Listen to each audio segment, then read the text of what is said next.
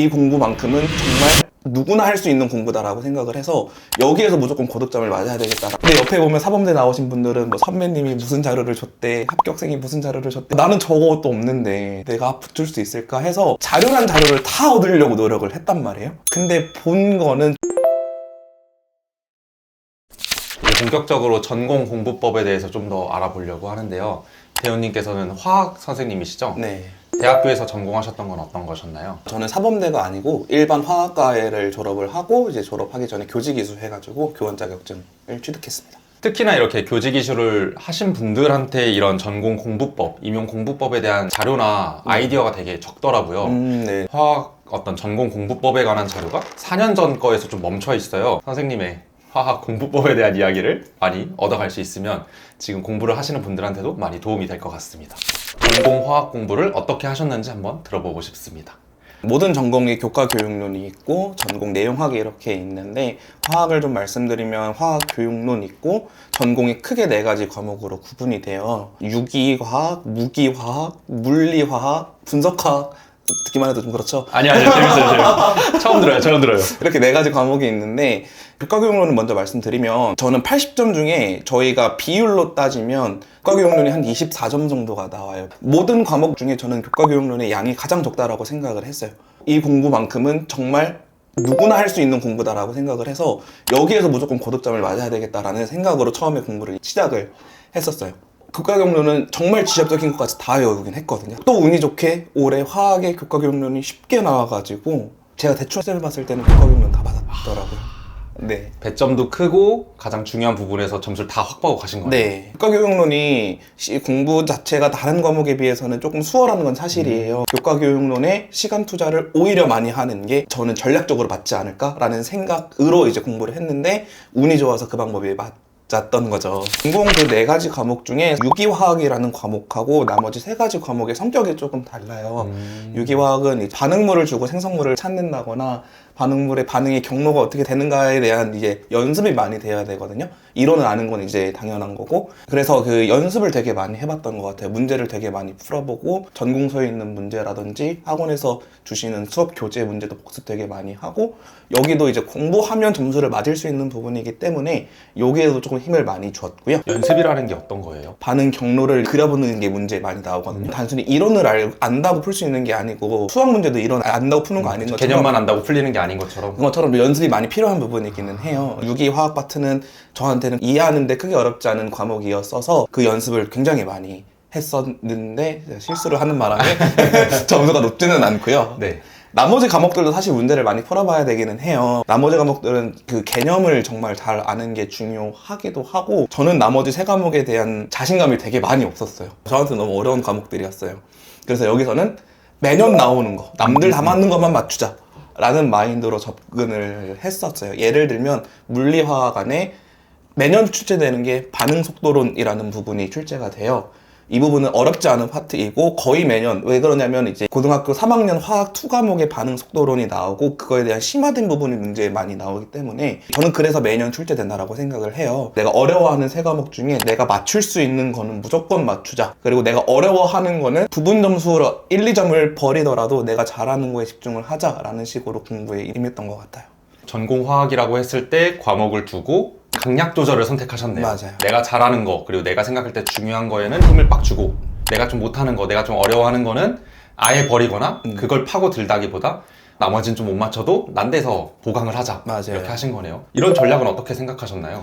다른 과목들은 80점, 90점 맞아야 합격인데 화학은 이제 5, 60점대에서 네. 합격 점수가 설정이 되니까 그러면 내가 다 맞을 필요는 없겠다라는 생각으로 1년을 임했던 거는 맞고요. 네. 그렇다면 내가 맞출 수 있는 거에 힘을 줘야 되겠다.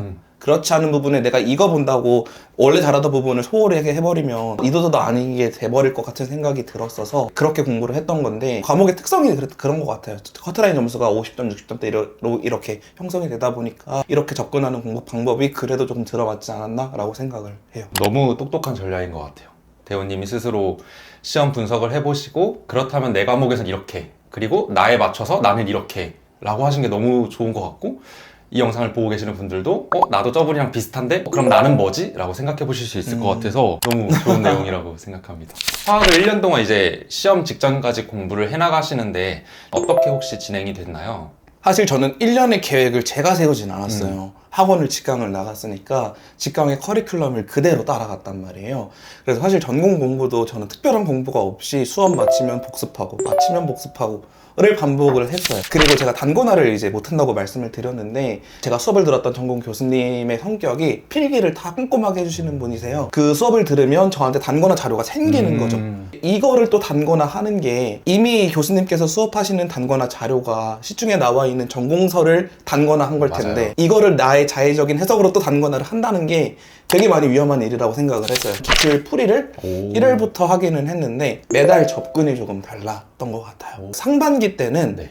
문제 유형이 어떻게 나오는지를 파악을 하고 이렇게 나왔을 때 어떻게 풀어야 된다? 그러니까 말 그대로 문제를 풀어보는 거에 조금 집중을 했다라고 하면 하반기로 가면 갈수록 이미 나온 문제는 이제 죽은 문제들인 거잖아요. 이게 나오진 않을 거란 말이에요. 이 개념이 나왔으니까 다음에 이게 나온다면 뭐가 나올까를 생각을 하면서 그 앞뒤의 개념을 이제 위주로 공부를 했던 것 같기는 해요. 작년 합격생으로 와주셨던 선생님도 우선순위를 말씀하실 때 기출 나온 거, 기출 주변 문제 막 이런 식으로 말씀을 많이 해주셨거든요. 역시 합격생들이 갖고 있는 기출 분석에 대한 방법이 정확한 것 같습니다.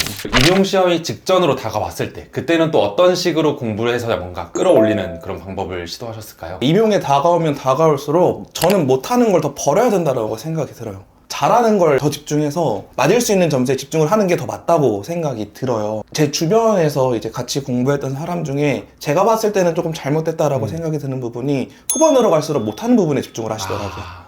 그러다 보니까 잘하는 부분도 조금 약해지고 네, 그런 걸 조금 봤어서 오히려 후반으로 갈수록 점수를 끌어올릴 수 있는 방법은 이제 잘하는 거에 조금 더 시간 투자를 하고 거기에서 이제 부분 점수로 이제 까이지 않게 디테일하게 만점을 다 받을 수 있도록 공부를 하고 연습을 하는 게 조금 더 효율적이지 않을까라고 생각해요. 두와 두낫으로 또 나눠본다고 하면 두는 내가 잘할 수 있는 거에 초점을 맞추자.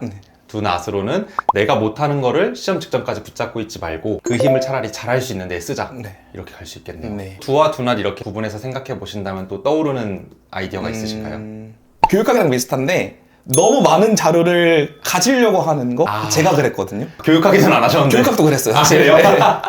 교육학도 그러니까 저는 사범대 출신이 아니었다 보니까 임용에 대한 정보가 되게 많이 부족하다라고 개인적으로 생각을 하고 있었어요. 근데 옆에 보면 사범대 나오신 분들은 뭐 선배님이 무슨 자료를 줬대, 합격생이 무슨 자료를 줬대 이런 말을 들리니까 합격생이 와서 우리 설명해 해줬대. 막 이러니까. 맞아요. 그런 얘기 들으면 나는 저것도 없는데 내가 붙을 수 있을까 해서 자료란 자료를 다 얻으려고 노력을 했단 말이에요. 근데 본 거는 정말 얼마 안 돼요. 정작 본 건 학원 수업 위에 건 거의 안 봤거든요. 어떤 수업이든 다 합격생은 나왔을 거니까 제가 지금 듣고 있는 전공 교수님의 수업을 잘 따라가서 지금 배우는 과목, 지금 배우는 문제들, 지금 할 수 있는 것들만 잘 꼭꼭 씹어서 소화하자라는 생각으로 오히려 막판에는 그렇게 임했던 것 같아요. 너무 많은 자료를 안 봐도 된다. 네, 보면 좋은데 없다고 불합격하는 건 아니다. 네. 저도 생각해보면 공부를 하면 이게 슬럼프가 오잖아요. 그때마다 그런 자료들을 막 찾았던 것 같아요. 내가 하는 방법이 맞나? 나 못하고 있는 것 같은데 라는 생각이 들면 다른 사람들 어떻게 공부했지? 맞아요. 이 사람 자료도 궁금한데 제 책장에 그렇게만 다여섯 개의 딴 사람이 공부한 자료들이 있었고 그래서 딴 길로 잠깐 샜다가 내 걸로 돌아오는 것 같아요. 맞아요.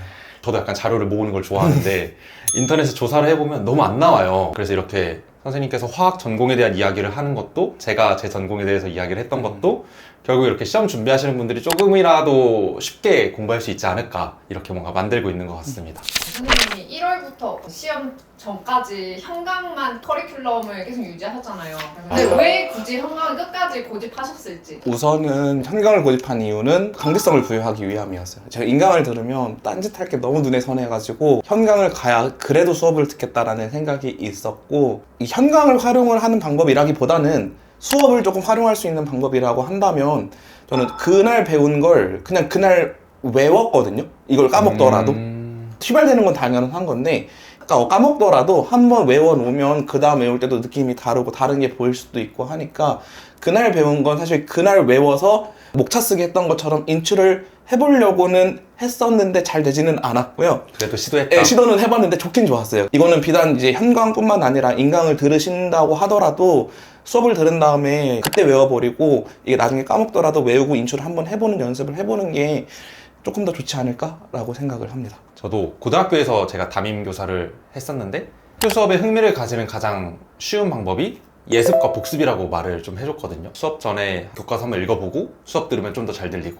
수업 끝나고 한번 복습해보면 조금 더 기억이 잘 나니까 예습 복습만 해도 공부 효과가 많이 올라갈 수 있어 라고 말을 많이 했거든요. 진짜 이 임용시험도 양이 많기 때문에 더욱 이게 더 중요한 것 같아요. 맞아요. 양이 많으니까 복습이 밀릴 수밖에 맞아요. 없거든요.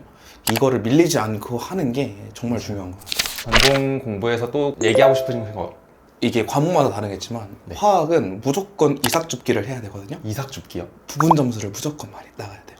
재밌네요. 이삭줍기라고 그걸 말해요. 근데 저희는 그렇게 이야기를 재밌네요. 하는데 그러니까 실제로 제가 작년에 시험을 보면서 느꼈던 게 조건 보지 않고 문제만 봤을 때는 내가 이거 절대 풀 수 없는 문제다라고 느껴지는데 실제로 문제의 조건을 보면 1점이라도 딸 수 있는 게 한 문제씩은 꼭 있거든요. 그 1점 1점을 모아서 또 이삭을 주어서 이렇게 성과를 만들면 되고 문제에 너무 쫄지 않았으면 좋겠어요. 요즘 문제가 딱 문제를 보고 너무 겁먹어라고 되게 문제를 내는 것 같거든요. 문제를 봤을 때 딱 읽기 싫게 생겼고 딱 봤을 때 내가 이거 못 푸는 문제다라고 느껴지게 문제를 내는 것 같아요. 근데 막상 읽어보면 되게 별거 아닌 문제가 있거든요. 문제 너무 쫄지 말고 한번 읽어라도 보고 그 안에서 내가 1, 2점이라도 딸 수 있는 게 있을 테니까 그거를 이게 줍는 게 굉장히 중요한 것 같습니다. 전공 공부에 있어서 마지막으로 하고 싶은 말은 이삭줍기를 잘해야 된다. 네. 이 하나하나 부분 점수를 주어서 그게 결국 합격을 만들어줄 수 있으니까. 그리고 문제에 쫄지 않기. 네. 한 페이지 거의 반 페이지 넘게 문제가 나와버리니까 이러면은 이제 문제 읽기가 싫은데 사실 읽어보면 이제 되게 별거 아닌 문제가 많거든요. 사실. 이 과학 교과 임용 수험생 분들에게는 뭔가 도움 드릴 수 있는 말이 있을까요?